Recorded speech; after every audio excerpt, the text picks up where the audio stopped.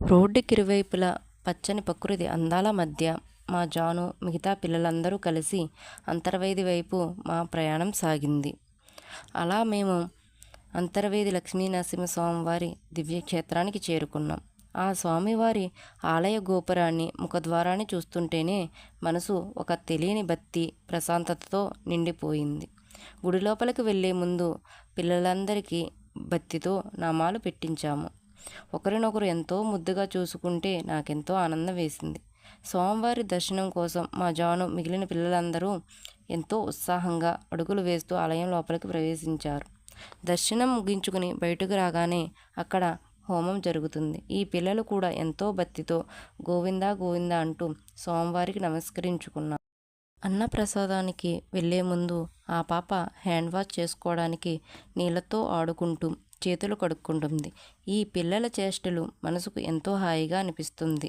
జాను మిగతా పిల్లలు అన్నప్రసాదానికి లైన్లో వెళ్ళారు. భోజనాల తర్వాత మేమంతా కలిసి అంతర్వేది సముద్ర తీరానికి చేరుకున్నాం. చల్లని సముద్రపు గాలిని ఆస్వాదిస్తూ ఆ ఇసుక తిన్నెలపై పిల్లలు ఎంతో ఉత్సాహంగా అడుగులు వేశారు. ఆ పిల్లల ఆనందం చూస్తుంటే మా ప్రయాణం సార్థకం అనిపించింది. సముద్రపు అలల సవ్వడి మధ్య ఈ పాప ముఖంలో కనిపిస్తున్న ఆనందాన్ని వర్ణించడానికి నా దగ్గర మాటలు సరిపోవడం లేదు. లోకంలో బాధలన్నీ మర్చిపోయి తను వేస్తున్న ప్రతి అడుగు, కొడుతున్న ప్రతి కేరింత మా మనసులను ఎంతో ఉప్పొంగేలా చేశాయి. ఈ స్వచ్ఛమైన చిరునవ్వే భగవంతుడి అసలైన రూపం.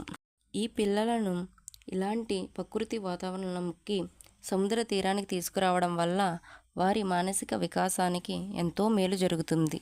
ఈ పిల్లల ఆనందం కోసం వారిని ముందుకు నడిపిస్తూ అండగా నిలబడిన ఈ తల్లిదండ్రుల ప్రేమ నిజంగా వెలకట్టలేనిది. ఈ పిల్లలతో చేసిన ఈ చిన్న ప్రయాణం మీ మనసుకు నచ్చిందని ఆశిస్తున్నాను. మరిన్ని మంచి వీడియోల కోసం జాహ్నవి స్పెషల్ ఛానల్ని సబ్స్క్రైబ్ చేసుకోండి.